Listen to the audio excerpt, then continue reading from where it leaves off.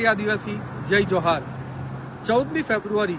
વાંસદા ખાતે એક ભવ્ય આદિવાસી મહાસંમેલનનું આયોજન કરવામાં આવ્યું છે। એના મુખ્ય હેતુ ખાસ કરીને આપણું જે આદિવાસી સમાજની વાનગીઓ છે, આદિવાસી સમાજની જે પ્રતિભા છે, આદિવાસી સમાજની જે સંસ્કૃતિ અને પરંપરા છે એને ઉજવવા માટે પૂરું આદિવાસી મહાસંમેલન રાખ્યું છે। સાથે સાથે જે આદિવાસી સમાજમાં આપણા આદિવાસીઓ માટે સારું કામ કરે છે એવા આપણા ગુજરાતના આદિજાતિ મંત્રી નરેશભાઈ પટેલ, ગુજરાત ભારતીય જનતા પાર્ટીના પ્રદેશના ઉપાધ્યક્ષ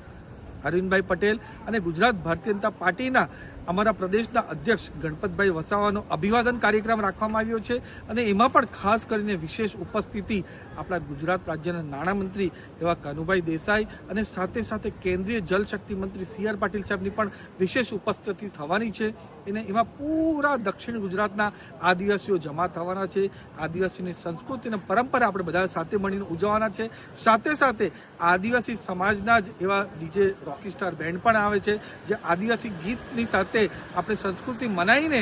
ધામધૂમથી આપણે 9 વાગે ઉજવણી કરીને ગાંધી મેદાન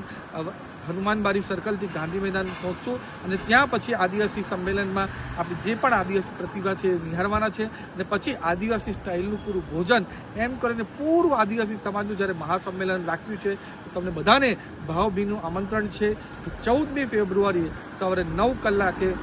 વાંસદાના હનુમાન બારી સર્કલમાં મોટી સંખ્યામાં આવો અને આ આદિવાસીની જે સંસ્કૃતિ પરંપરા છે આપણે બધા સાથે મળીને ઉજવીએ। જય આદિવાસી, જય જોહાર, જય બિરસા મુંડા।